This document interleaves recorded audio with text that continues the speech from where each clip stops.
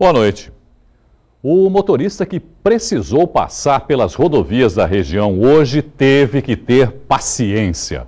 Mais uma vez, trânsito congestionado e dificuldades para ultrapassar os 10 km por hora. Um problema que se arrasta desde fevereiro. A sexta-feira já começou complicada para o motorista. O que se viu nas rodovias da região foi essa cena: congestionamento. Na Cônigo Domênico Rangoni, sentido Guarujá, a fila chegou a quase 10 quilômetros. No sentido Cubatão, outros 2 quilômetros de trânsito parado, sem contar na rodovia Anchieta, no trecho de serra, que ultrapassou os 16 quilômetros.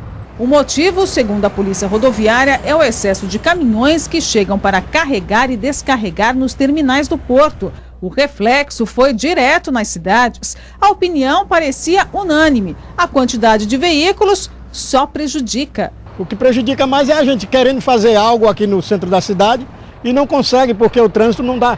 Eu vim de carro agora nesse momento mesmo, parei o carro quase em casa. Deixei o carro lá atrás e tive que vir de pé, porque não dava para entrar aqui de carro. Edivaldo que o diga, trabalha na construção civil e ficou horas para chegar no serviço. Eu saio de casa às 7 horas da manhã para chegar agora às 10 horas aqui em Cubatão. Entendeu? Aí o que acontece? Você vem, quando chega ali na Alemão, você vai lá no cemitério do Sabuó, fazer retorno, pegar a marginalzinha, quando chega tudo parado.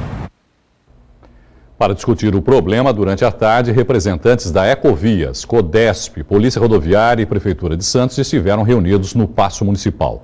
O secretário de Assuntos Portuários explicou o que aconteceu e anunciou medidas para evitar novos congestionamentos. Somatória de fatores.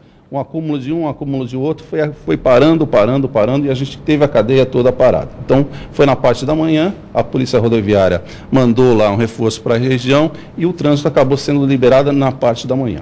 Some-se a isso um outro problema que também nós tivemos, que também da mesma forma acabou concorrendo, que foi um problema que nós tivemos no distrito da Lemoa. Nós também detectamos aí ao longo da tarde um movimento em comum ali no distrito da Lemoa, particularmente de contêineres vazios. Tá? Também nós identificamos quem são os terminais, tá?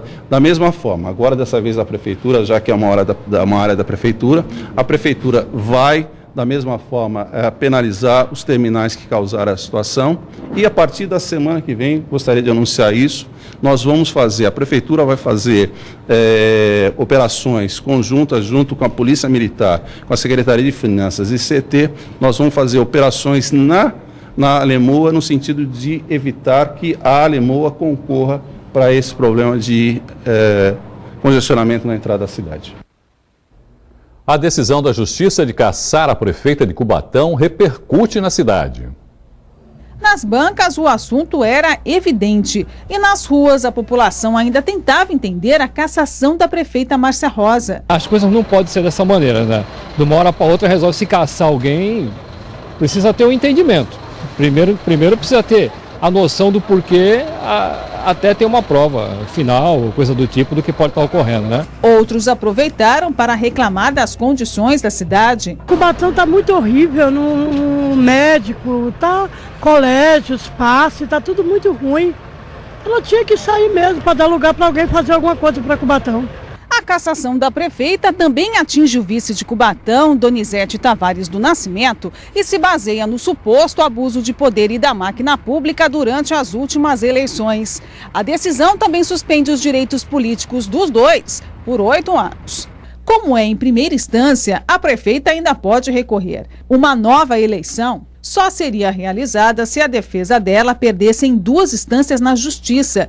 Esta cientista política comenta o que pode afetar o desenvolvimento da cidade. O lado negativo é que vai representar uma descontinuidade nas políticas governamentais, mas o lado positivo é que vai haver uma resposta à sociedade em relação aos problemas enfrentados por Cubatão, em especial o colapso das contas públicas. Em nota, a Prefeitura informa que vai recorrer. Segundo a administração municipal, não houve qualquer tipo de ação ilegal por parte do governo. Uma pessoa morreu e outras 2 ficaram feridas no estaleiro Arpoador, em Guarujá, na tarde de hoje. As 3 trabalhavam no momento do acidente. De acordo com o Corpo de Bombeiros, a causa foi um vazamento de gás. No local, são construídos barcos de alumínio. E um acidente de carro bem na entrada de Praia Grande matou um taxista na madrugada de hoje. A colisão foi tão forte que prejudicou o fornecimento de energia nas imediações. Durante a manhã, o poste ainda estava no chão, assim como algumas peças do carro. Estas fotos tiradas logo após o acidente mostram como foi o impacto. O veículo praticamente abraçou o poste, bem do lado do motorista. Com a colisão, o taxista Carlos Henrique Volpone, de 32 anos, ficou preso às ferragens. Ele foi socorrido pelo resgate do Corpo de Bombeiros, encaminhado ao pronto-socorro ainda com vida, mas não resistiu.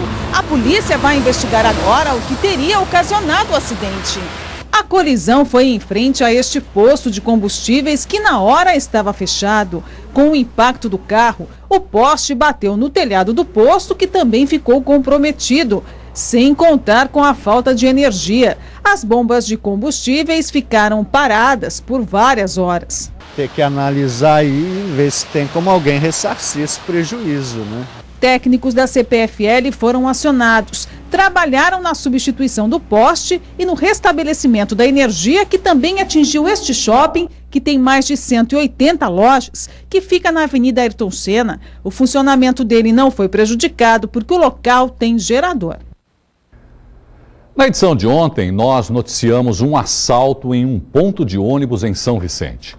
15 pessoas que iam trabalhar ou estudar foram roubadas. A polícia divulgou hoje imagens da ação dos marginais. Eram 7h30 da manhã. As imagens das câmeras de monitoramento de uma creche mostram os bandidos chegando em um carro preto. 3 deles descem e 2 seguem em direção às pessoas que estão no ponto de ônibus. Algumas delas fogem, outras entregam as bolsas que são levadas pela dupla. Até o momento, ninguém foi preso. Denúncias podem ser feitas pelo telefone 181. Não é preciso se identificar. Foi enterrado hoje pela manhã no cemitério da Areia Branca, em Santos, um dos principais sambistas da região. O birajara Hilário Chagas, o Bira, morreu na madrugada de ontem, vítima de parada cardíaca aos 65 anos.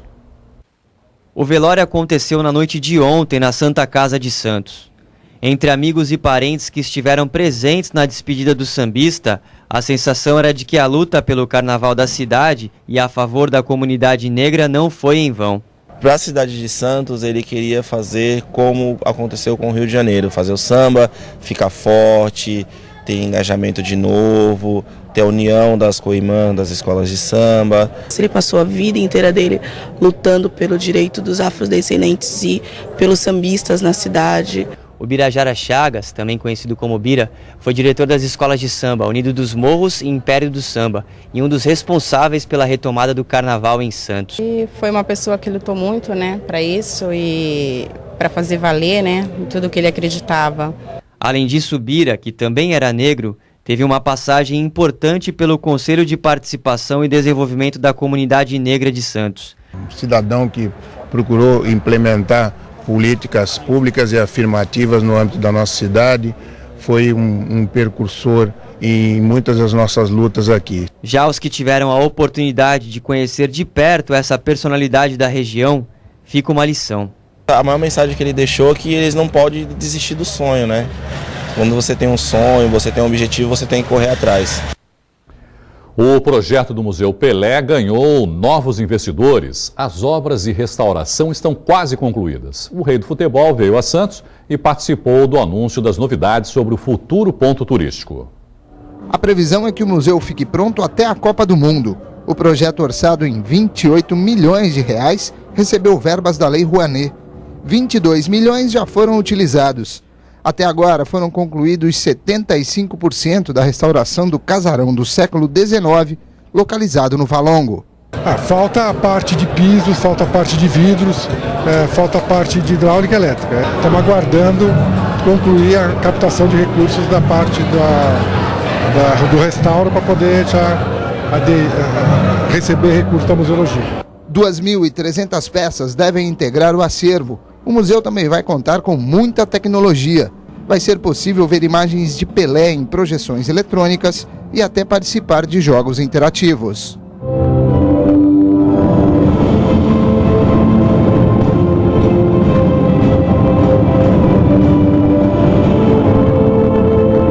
quase todos os lugares do mundo que eu ia. Eu passei uma época no Cosmo, lá nos Estados Unidos, em Nova York, e eles queriam, né, propor um museu lá em Nova York.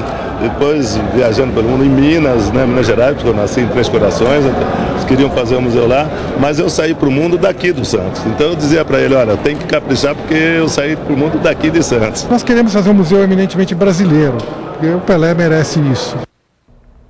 Jogos da Unisanta termina hoje a 30ª edição da maior competição esportiva universitária do estado. E ao vivo do Polo Esportivo, o repórter Felipe Gongola traz as informações. Boa noite, Felipe. Boa noite, Irineu. Boa noite a todos. Aqui no Polo Esportivo esta noite, 3 grandes jogos, 3 finais para encerrar a 30ª edição dos Jogos da Unisanta. A primeira já acontece, que é de handebol masculino entre FEFESP Unisanta e Direito Unisantos.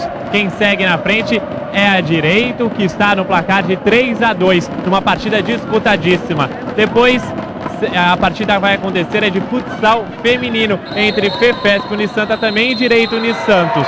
Essa partida e a de futsal masculino serão transmitidas pela Santa Cecília TV, e a de futsal masculino é entre a FEFESP também e Engenharia Unisantos.